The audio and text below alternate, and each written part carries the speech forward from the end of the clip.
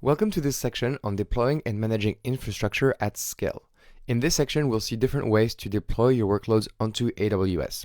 And the first technology I want to talk about is CloudFormation. So CloudFormation is such an important technology in AWS because it is a declarative way of outlining your AWS infrastructure for any resources, and most of them are supported. So to give you a concrete example, in CloudFormation, you would say, I want a security group. I want 2 EC2 instances that will be using that security group. I also want an S3 bucket, and I want a load balancer in front of all these machines. Then CloudFormation automatically creates all these things for you in the right order with the exact configuration that you specify.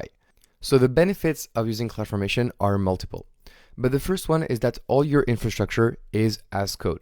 That means that you will never ever create resources manually like we've done in this course, which is excellent for control. And that means that anytime you do changes to how your AWS cloud is doing, then it needs to be reviewed through code review, which is a great way to operate in a cloud. On top of things, there is a cost advantage because each resource within the stack is going to get a tag that is going to be similar to all the other resources created within the stack.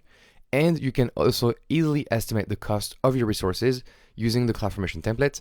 And finally, thanks to CloudFormation, you can have a saving strategy. For example, you can say that in some environment, you could automate the deletion of all the templates at 5 p.m., which will delete all the associated resources with that template, and then recreate it at 9 a.m. or 8 a.m. safely. And so therefore you have cost savings because you don't have any resources between 5 p.m. and 8 a.m. With CloudFormation, it's super easy to create and delete resources, which is one of the biggest cloud principles.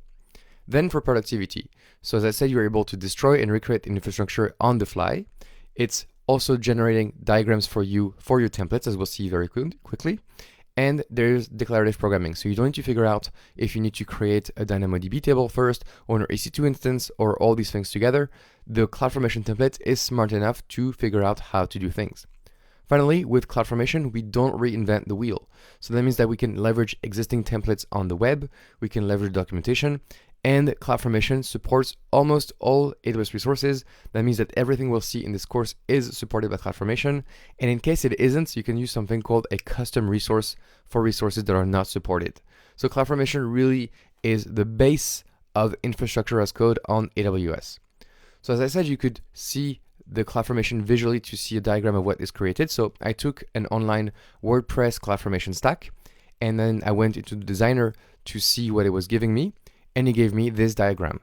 So as we can see here, we can see the different components that are created. For example, we have security groups, we have an ALB listener, we have a launch configuration, a load balancer, a database instance for RDS, and an auto-scaling group.